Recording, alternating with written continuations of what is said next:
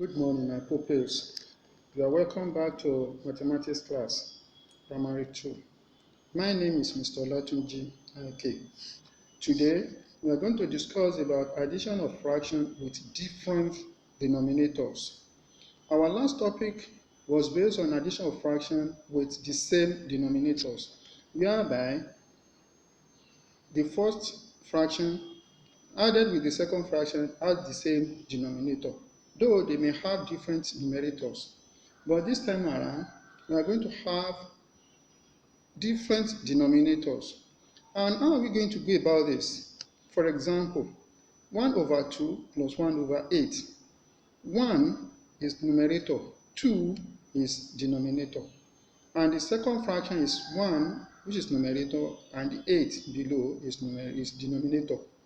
The first thing to do, as I've told you earlier on, that you find the lowest common multiples of the denominators. You first of all find the multiples of 2. Then you find the multiples of 8. You will now look for the common multiples of these two. If you look at it, multiples of 2 is 2, 4, 6, 8.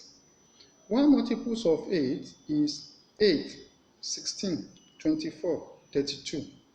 And when we compare these multiples, the multiples of 2, and compare it with that of multiples of 8, we discover that 8 is the lowest common multiples that is similar to both sides.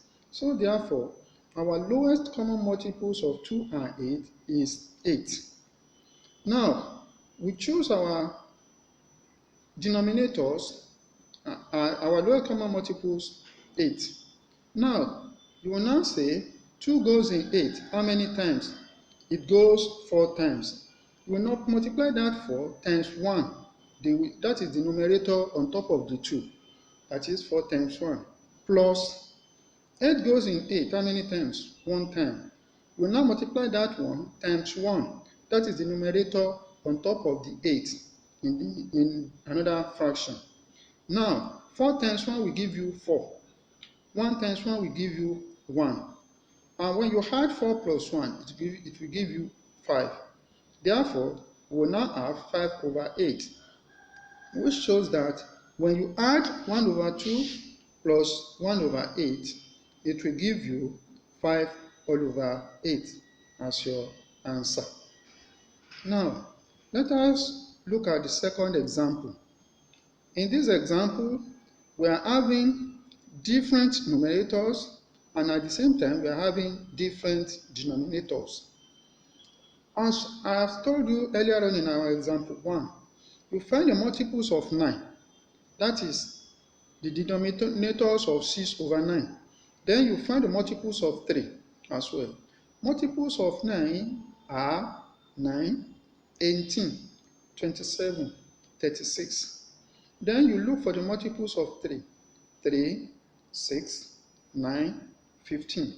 And when we compare all the multiples of 9 and that of multiples of 3, we discover that 9 is common to both sides. 9 is common to both sides. So therefore, our lowest common multiples of 3 and 9 is equal to 9. Now, as we have done that, we now choose 9 as our denominator and then add the two fractions together. 9 goes in 9. How many times? 1. You multiply this 1 times 6, the numerator on top of the 9. Then we add plus 3 goes in 9. How many times? 3. 3 times 1. You do that as well.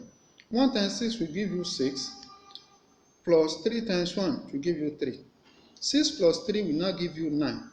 And when you have 9 all over 9, it will equal to 1. And 1 is your answer. And if you look at the diagram below, you will see different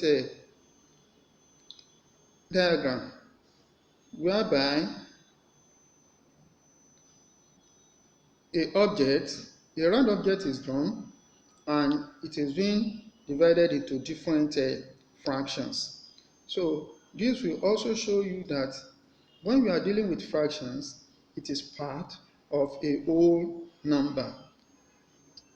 And this will show that anything that you are adding, even if you are adding 2, 3, 4 fractions, the highest answer that you can get is 1. So, because it is from this one whole number that fractions are being extracted. Assalamu alaikum wa rahmatullahi wa barakatuh.